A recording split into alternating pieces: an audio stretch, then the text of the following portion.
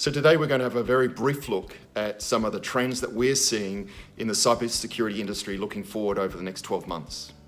Mark, let's just focus initially on that endpoint and the edge. Is that where it's all going to happen, or are we going to see that sort of proliferation right up into the cloud?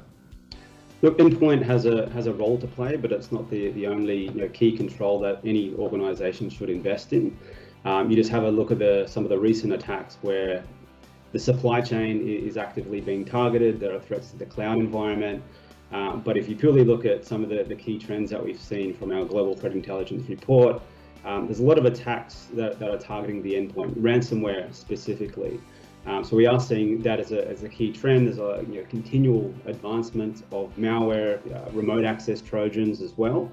But you do really need to bring in the context from the cloud and the network layer itself. So it's really that XDR approach, and it's not just one control which will be the game changer for any individual company. And you've touched on some really interesting points there. How much consolidation do you think we'll see in the industry itself with all the vendors that have been providing point solutions, but now we're starting to see the sort of more sophisticated orchestration automation pulling us towards that ultimate SOAR posture? Well, I think if you look at most organizations today, they have well over 50 plus different security products, and they're not necessarily integrated. So it has to be about automation. How do you integrate these disparate security controls across your environment so that you have one consistent and cohesive security fabric? So you have to start to think about accessing your security controls that have an API available to you, being able to integrate that across different technology stacks. But it's also about thinking about security strategically. What are the controls that you need to have in place based on the business requirements that need to be there? Are there opportunities to consolidate those? So maybe moving from 50 controls down to 30 without necessarily reducing your security posture, right? So you still have to manage your risk down, but it's about leveraging those controls in the best way possible. So what are the features or functions that you need to enable in order to uplift your security posture with those key controls? And I think from a supply chain perspective, there's a lot more threats that are taking place as we've seen over the last few months.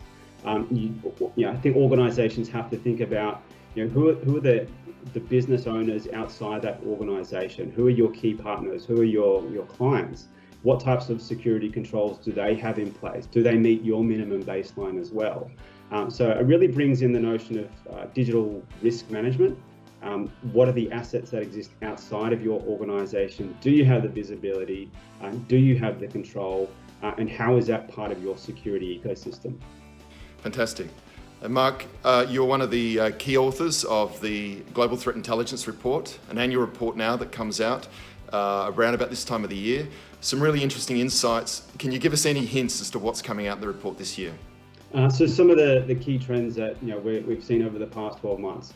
Obviously, we've been under the pandemic, and we've seen a lot of changes purely from in terms of the malware that's being adopted and being deployed across different organizations. But also, we've also seen nation state sponsors get involved in ransomware affiliation programs.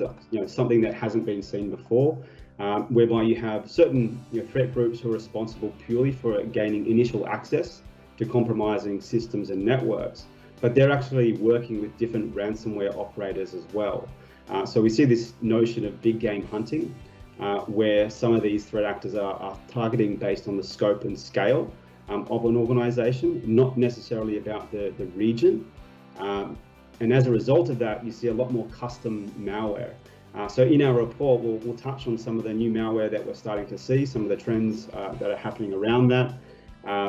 And one of the other interesting things that have happened because of COVID is the types of targeting that we've seen. It's very focused on specific industries. Whilst every year changes slightly, we've really seen some massive shifts, over 100 or 200% shifts in some of the attack volumes that we've seen targeting some of these key industries. Fantastic. Well, look, thank you very much, Mark. Really appreciate the time catching up with you, and undoubtedly we'll be hearing a lot more from you and your team over the coming months. Cheers. Cheers. Thanks, John.